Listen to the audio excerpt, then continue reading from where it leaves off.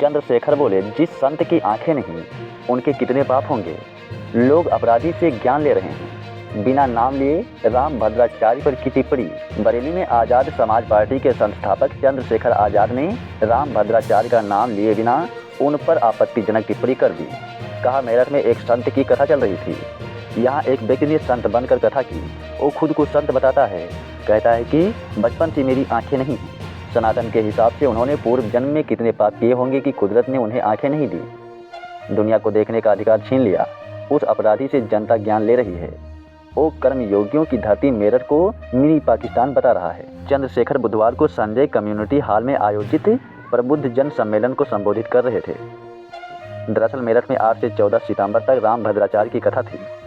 इस दौरान उन्होंने कहा था कि पश्चिमी यूपी में आकर मिनी पाकिस्तान जैसा महसूस होता है।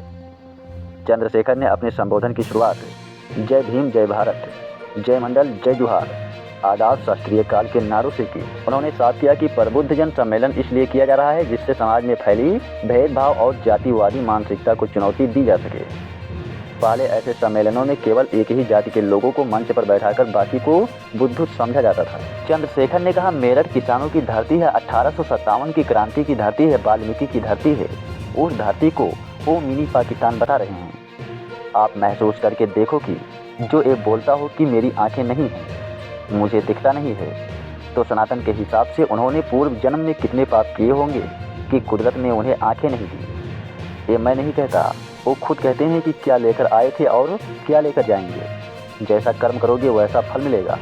तो अब सोचो, उन्होंने कितने बुरे कर्म किए होंगे, कितने बड़े बड़े पाप किए होंगे। जिन्होंने इतने बड़े अपराध किए, उससे जनता को आज ज्ञान लेना पड़ रहा है। ये बहुत चिंता का विषय है। चंद्रशेखर ने कहा, आज सुबह बनारस की खबर पढ़ी। एक अस्पताल में 2 घंटे पहले पैदा हुए बच्चे और उसकी मां को निकाल लिया गया।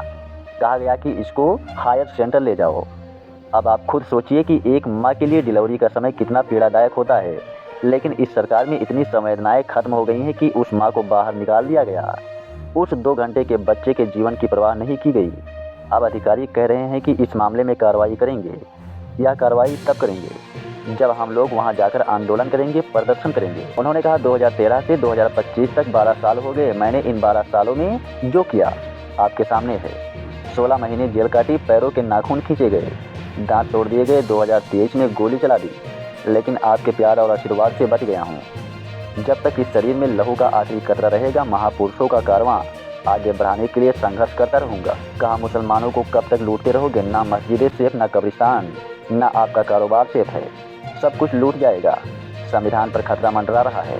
हम संविधान की वजह से ही सुरक्षित हैं। यह संविधान ही है कि एक हेडमास्टर का बेटा आज आपके सामने खड़ा है। चंद्रशेखर ने मुसलमानों पर हो रहे अत्याचारों को लेकर सरकार की चुप्पी पर सवाल उठाए। जसपुर कांड का उदाहरण देते हुए कहा कि 12 साल की बेटी को दरिंदों ने रेप करके मार डाला। लेकिन सरकार क्या कर रही है?